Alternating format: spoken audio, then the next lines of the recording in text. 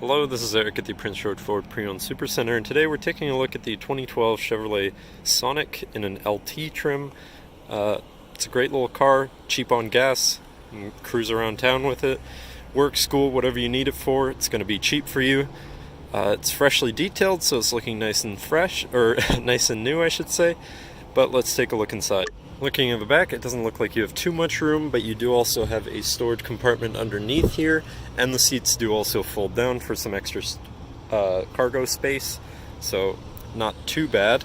Looking at the back, you have comfortable seating for 3, as well as a single cup holder there for whatever. Yeah, not much there, just the seats do also fold down to create a flat space there. And looking in the front, you have your standard power windows, power mirrors, power locks. Fabric seats, which are relatively easy to clean and don't stain too easily.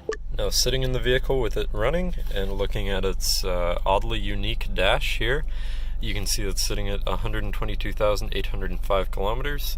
But moving down on the steering wheel, on the right hand side you have your volume and hands-free voice-to-talk controls, and on the left hand side you have your cruise controls, and then to the left of that you have your lighting controls in a very standard location.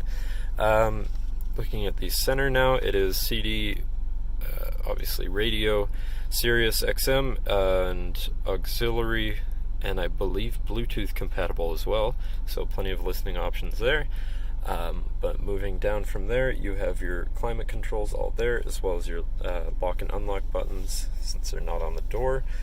But moving on, you have a small compartment there, your shifter, a 12-volt power outlet, as well as your child lock, or child safety lock for the back, and 2 cup holders, as well as a nice armrest, which is always good, since you don't have a little center compartment here to rest on.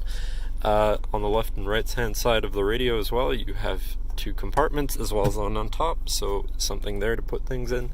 And then above the glove compartment, you also have a USB and another auxiliary for whatever reason, but you can charge your devices. There's also a little pinhole so you can run your cable out.